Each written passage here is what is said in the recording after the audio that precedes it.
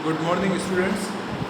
आज हम interpretation of statutes का जो टॉपिक ले रहे थे हम पिछली बार, strict construction of penal statutes, उससे रिलेटेड कुछ और केसेस आज हम डिस्कशन कर रहे हैं। पहला केस जो आज हम ले रहे हैं वो है M.V. Joshi versus M.U. Shimpi. इस केस में अपीलांट को कन्विक्ट किया गया था under section 16 of the prevention of food adulteration act 1954, और उसके ऊपर ये चार्ज था कि वो एडल्ट्रेटेड बटर बेच रहा है, मिलावट वाला बटर बेच रहा है। तो उसका कंटेंशन ये था कि ये बटर नहीं है इस एक्ट के रूल्स के तहत, क्योंकि जो वो बटर बना रहा है वो है मिल्क से बना हुआ है। ऐसा इंटरप्रिटेशन उसमें रूल्स के हिसाब से होना चाहिए, जबकि वो जो बटर बेच रहा था वो दही से बना हुआ बटर बेच रहा था। इस आधार पे वो ये कहता था कि कन्विक्शन गलत है। और एक्ट जो है ये पीनल स्टैट्यूट था, और जो बटर का इंटरप्रिटेशन स्ट्रिक्ट कंस्ट्रक्शन होना चाहिए और उसका फ़ायदा एक्यूज को मिलना चाहिए, ये उसका कंटेंशन था। तो इस केस में सुप्रीम कोर्ट ने ये कहा कि जो वर्ड बटर है वो उसका मीनिंग क्लियर है, और वहाँ पे कोई भी दो मीनिंग की संभावना नहीं है, इसलिए इसको एक्यूज के फेवर में डिसाइड करने का कोई आधार नहीं है। क्योंकि और ये नहीं कह सकते कि जो बटर कर्ड से दही से बनाया गया है वो इस रूल्स में कवर नहीं होगा। बटर तो बटर ही होता है, चाहे वो आप दूध से बनाओ या दही से। ये सुप्रीम कोर्ट ने इस केस में डिसाइड किया, और अल्टीमेटली उसका कन्विक्शन को अपहेल्ड किया था सुप्रीम कोर्ट ने। नेक्स्ट जो हम केस ले रहे हैं वो है Sajan Singh versus state of Punjab का। इसमें प्रिवेंशन ऑफ करप्शन एक्ट 1947 का सेक्शन 5 सबसेक्शन 3 के इंटरप्रिटेशन की बात थी।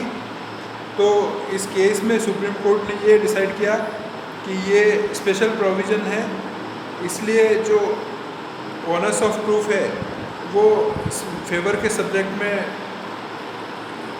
सब्जेक्ट में कंस्ट्रू करना चाहिए जब दो रीजनेबल कंस्ट्रक्शन पॉसिबल है तो। और जो एडिशन ऑफ वर्ड्स है वो जस्टिफाइड नहीं है, ये कहा था। किसी भी प्रोविज़न को डाइल्यूट करना ये मकसद नहीं है लेजिस्लेचर का, इसलिए कोर्ट ने मना कर दिया कि इसमें हम किसी तरह का इंटरफेयर नहीं कर सकते हैं। नेक्स्ट जो केस हम ले रहे हैं वो है Ratanlal versus state of Punjab. इस केस में फैक्ट ये थे कि एक्यूज था वो 16 साल का लड़का था, और उसको कन्विक्शन किया गया था for outraging the modesty of a girl, और गर्ल 7 ईयर्स की थी, और ऐसा उसने हाउस ट्रेसपास कमिट करके किया था। और इसके लिए मजिस्ट्रेट ने उसको 6 महीने की सज़ा और फाइन दिया था। जब ये सेंटेंस पास हो गया था उसके बाद में probation of offenders act 1958 existence में आया, और जो एक्यूज था उसने अपील की एडिशनल सेशन जज के सामने, और उसके बाद में हाई कोर्ट में वो गया रिवीजन में, और उसने ये क्लेम नहीं किया, प्रोबेशन ऑफ ऑफेंडर्स एक्ट का बेनिफिट उसने क्लेम नहीं किया, और इसके आधार पे हाई कोर्ट ने वो रिवीजन भी रिजेक्ट कर दी। और उसके बाद में उसने सुप्रीम कोर्ट में ये कहा कि जो बेनिफिट है प्रोबेशन का वो उसको मिलना चाहिए, क्योंकि वो 21 साल से कम एज का था।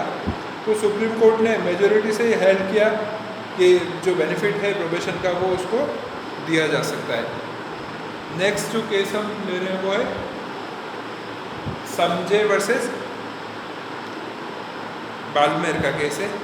और इस केस में फैक्ट ये थे कि क्या पत्थर है वो एनी डेंजरस या ऑफेंसिव वेपन या इंस्ट्रूमेंट में आएगा या नहीं आएगा। Section 28 subsection 1 of the larceny act 1916 बना रखा था, उसके तहत क्या ये ऑफेंसिव वेपन की कैटेगरी में आएगा या नहीं आएगा, ये डिसाइड करना था कोर्ट को।